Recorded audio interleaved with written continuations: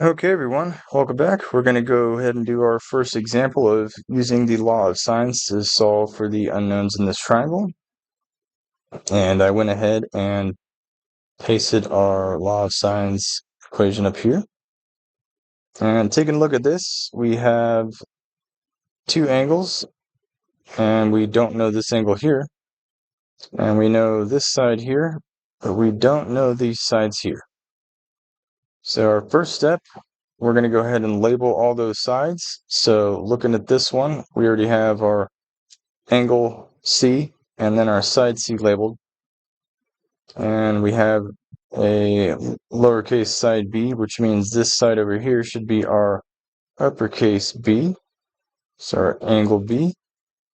And that just leaves this to be our A data. So we have our angle A. We'll go ahead and write uppercase A here, so we know. And then our side A will be our lowercase side there.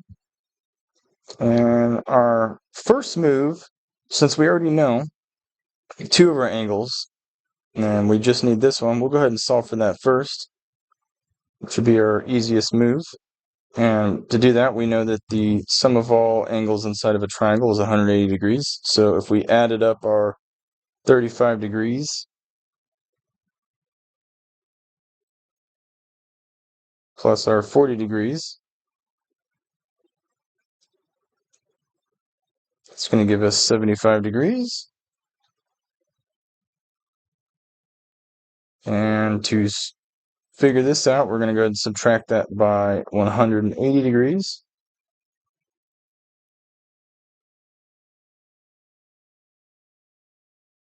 And that should give us a value of 105 degrees. All right, so that means this angle here, I'm going to go ahead and write it out here so it's out of the way.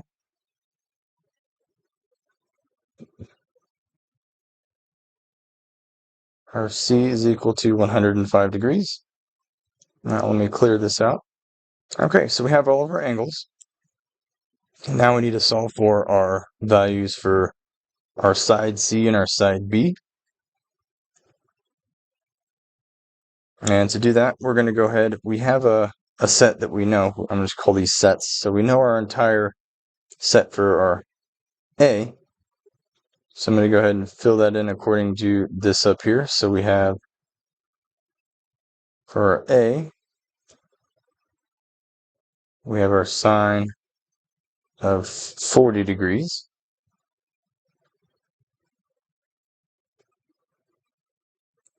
That's going to be divided by little a, or our side A, which is 3. And if we want to, we can go ahead and plug this portion in our calculator just to reduce it and make it a little easier. So I will go ahead and do that. So if we did that, sine 40 degrees divided by 3, we'll get approximately 0.21. I like to round the 1 or 2 decimal points. You might prefer something different, but we'll just do this to save some space. So that's going to be our 0.21. And now we still got to find a way to solve for our B and our C values here. And the ratios are the same, so it doesn't matter what you solve first. So we'll go ahead and try to solve for B first. So plugging in our B information here, we're going to just copy this down, our sine 40 degrees of our A stuff. So we'll just put our 0.21. Fix that, make it a little easier. So it's 0.21. I'm going to go ahead and write A, just so we know what it is. And we'll set that equal to our B information. So sine B, we have our degrees. So we'll go ahead and write sine of 35 degrees. It's our angle for B, divided by our unknown value for our side B. So if we went ahead and did this, we need to multiply both sides by our side B to get this B over here by itself. So let's go ahead and do that. Just going to make a little arrow so we get something that looks like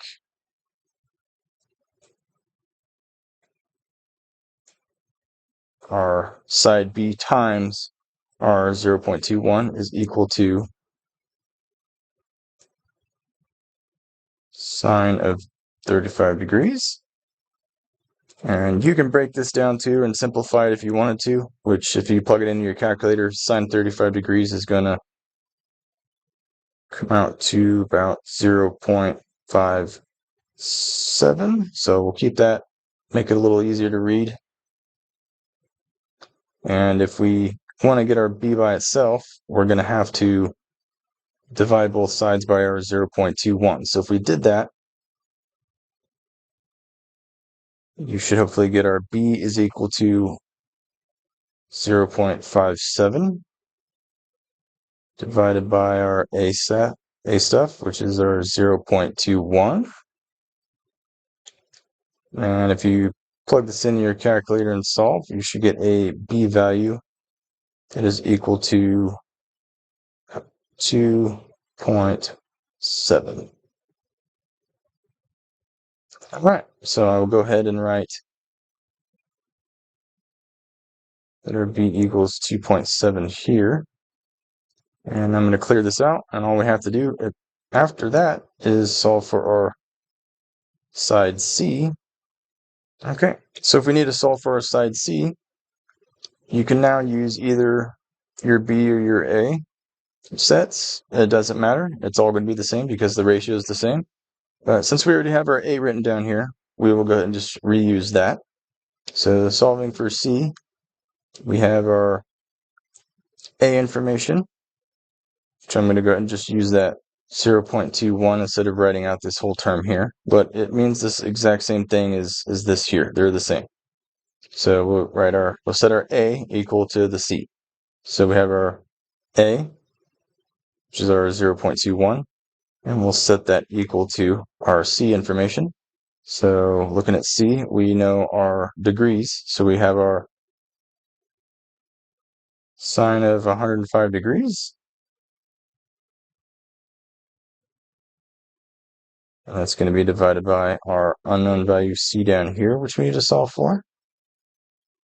And that's it. So we need to do the same thing to get our C by itself. So I would multiply both sides by our lowercase c in the denominator here to bring it over here. And then to get it by itself, we'd have to bring this down over here.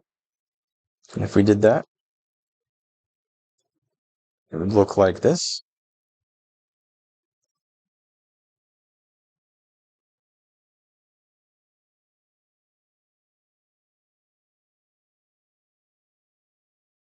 So our C would be equal to sine 105 degrees divided by our 0.2. And if you wanted to go ahead and simplify this like we did up here for the B, you can. I'm just going to keep it this way for now. But if you plugged all this into your calculator, you would get a value of C equals 4.6. All right, and that way we are done. We've solved for everything. If you wanted to use your B value instead, you would get the same answer. I'm going to go ahead and do that here, but if you feel comfortable with this, you can go ahead and skip to the next video, and we'll look at another example. So now, if we wanted to use the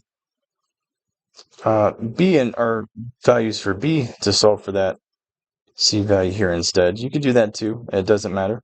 So I'm going to go ahead and do that here. And again, if you wanted to skip to the next video, just because this is just more of a confirmation process, feel free.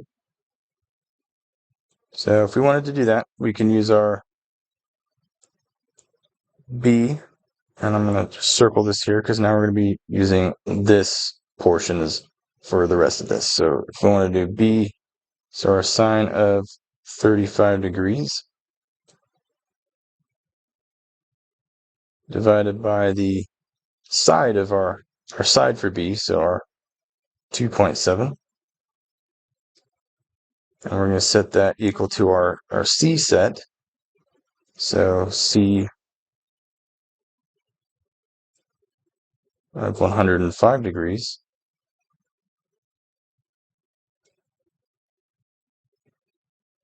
is equal to divided by our little c, our side c here.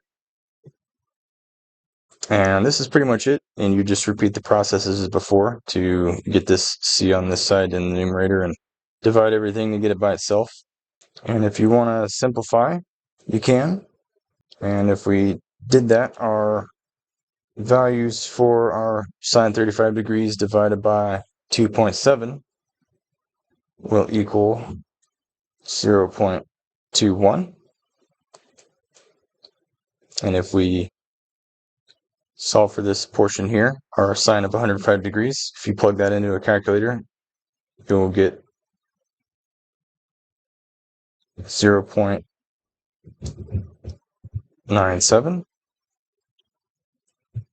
divided by our c value here. And that looks a lot easier and cleaner. I typically like to do that ahead of time just to make it a little bit easier and less messy. I just wanted to keep it written out so you can see how the example actually goes.